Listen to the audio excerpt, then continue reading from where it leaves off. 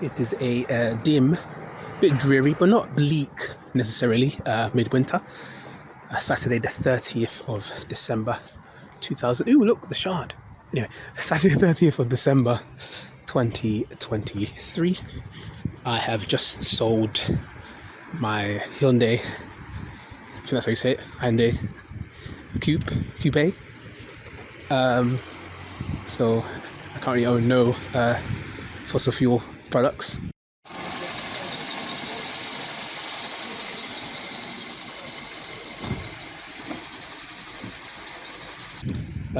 But this isn't about that. It's more about just, end of an era, I have just about enough money, and I mean just about enough money to secure a Kia Soul.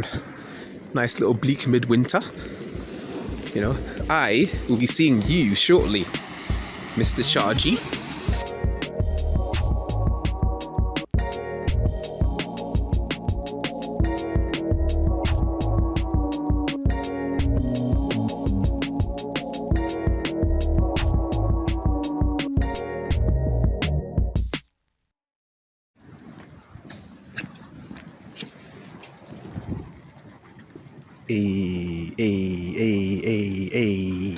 So, first time sitting in a car that's mine is a bit weird. Gasometer is 57 miles. It's a cold day. We've got the heating wrong. I think I can probably get 75 miles out of this on a charge, which will do for what I need to do. But for 105,844 miles, this is probably the highest mileage Kia Soul in the country. Prove me wrong. It's always nice to have a new toy, even when it's very well broken in. I thought as a initial test, I could get it along the M4 to visit my partner on the other side. So about 25 miles or so. It's been 14 minutes. Does it tell you how much it's costing you? No. It'll tell you, that's the thing I've always said, like, if these were a bit more clearer, like, imagine you drove down the road and you could see it the way you see, like, petrol. So it's at 80, so it's really going to taper off. It's dropped down. When it was charging, it got to about, like, 65 kilowatt speeds, which I learned you could do on the Kia Soul, but now it's at 9, so it's basically no point in me being here anymore. It's at 80%. I've spent about £8.50 almost in that range. Quick button check. The initial test wasn't over. On the way home, I decided to try out the much cheaper BP Pulse. So I'm just trying out a quick one. I'm going to get up to £1. We were on 6% so far, and then just trying to get 4%. I think it said. We're already on 10% in about literally 1 minute. So the charging works definitely. Rapid charging is as good as I thought it would be. It's just getting a feel for everything else. If you do all of this now, like before you even go on the app, very easy, just type in the URL on it. It'll say cable connected, and then it'll go boop, and you press one button and it charges. Once you've done all the setup. Once again, setup, once you've done it, a bit cumbersome. Ooh, is that a scuff? Oh, it's just dust. But once you get it going, it's bless. So to get to complete 100%, it should cost me no more, given that this car probably has about 22 kilowatts left. Even from 0 to full, that's 40p, so that's £8, which is the same as I would have charged for fast charging, but it's the convenience you pay for sometimes. Anyway, off to bed. It's about 6:15 a.m. Obviously, I made the observation that all the other cars charging on the road are often like taxis or users taxis. So we've got Let's Go there, Enyaqs, very good taxi car when that dropped. Only a couple of years ago. And obviously you've got my Degradado, El Delgador, Degradino. Finished charging, yes. What's good is that there has a little light that shows you're finished. The blue light stops as well, so stop charging. It just needs to be removed. But obviously just as easy to turn it off. Anyway, we're gonna go get some groceries because it's before the congestion charge hits.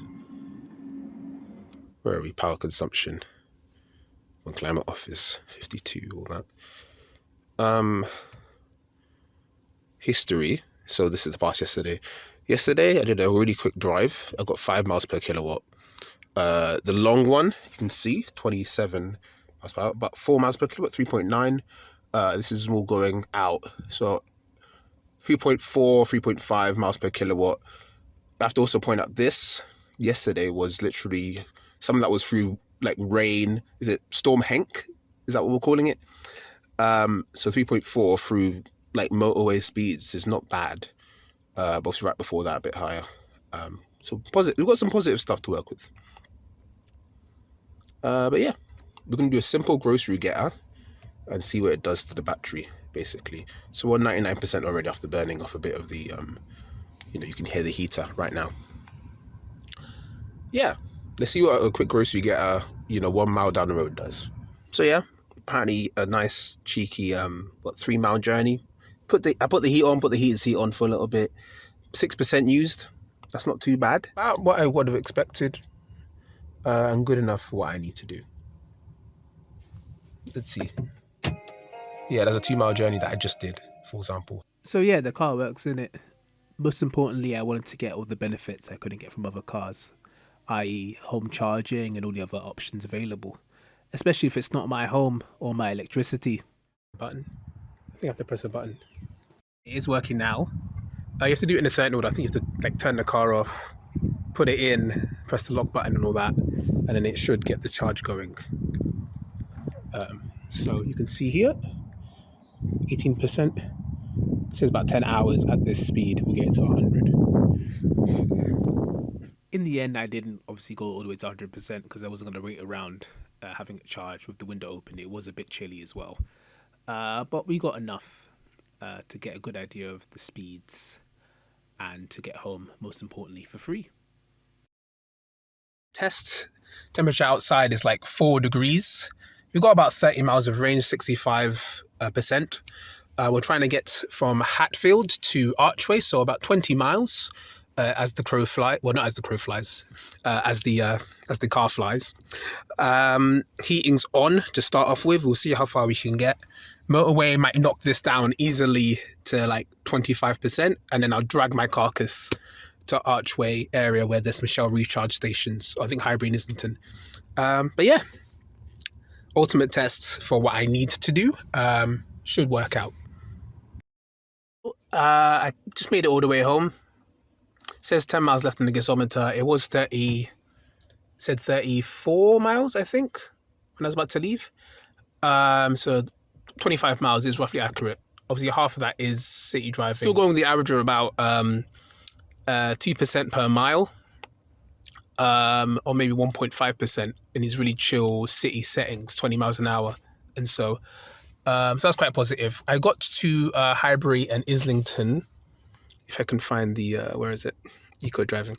I got to Highbury and Islington. So you see, not even very efficient, for example, like 2.9 miles per kilometer as well. So we can do better than that, but it is 5 degrees outside.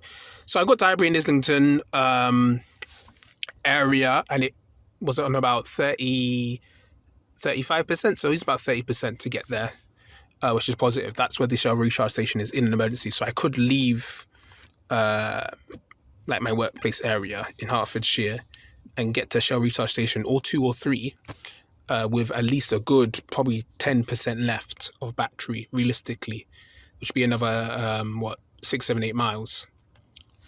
That's all you need really. Yeah. It was all getting a little bit easy. Definitely starting to replace charge anxiety, range anxiety with range hubris, perhaps. So I kind of tried to push on further and do other errands I planned to with a friend, for example, later on in the day.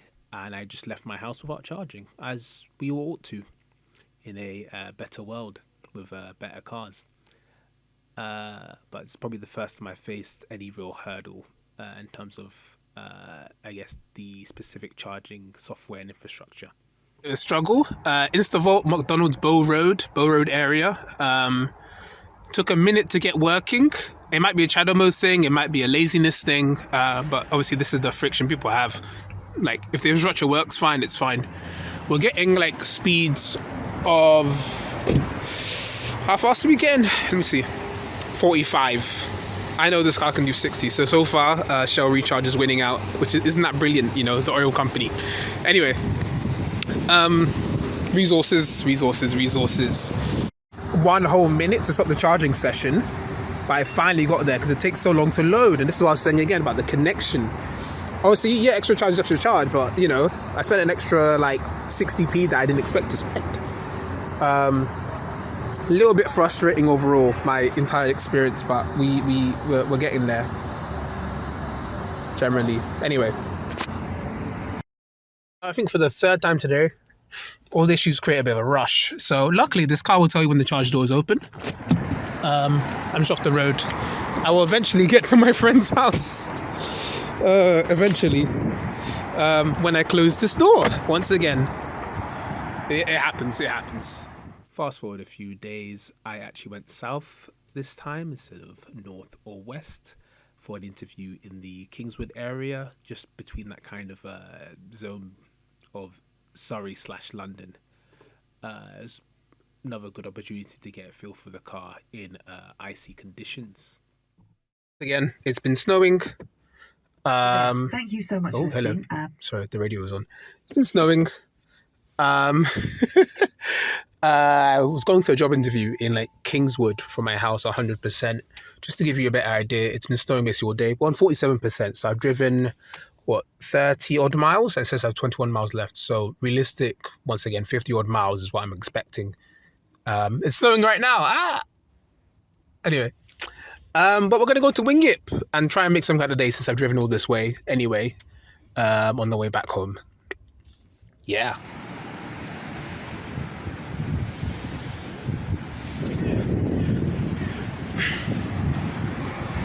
It's a bit chilly, but you know, we move.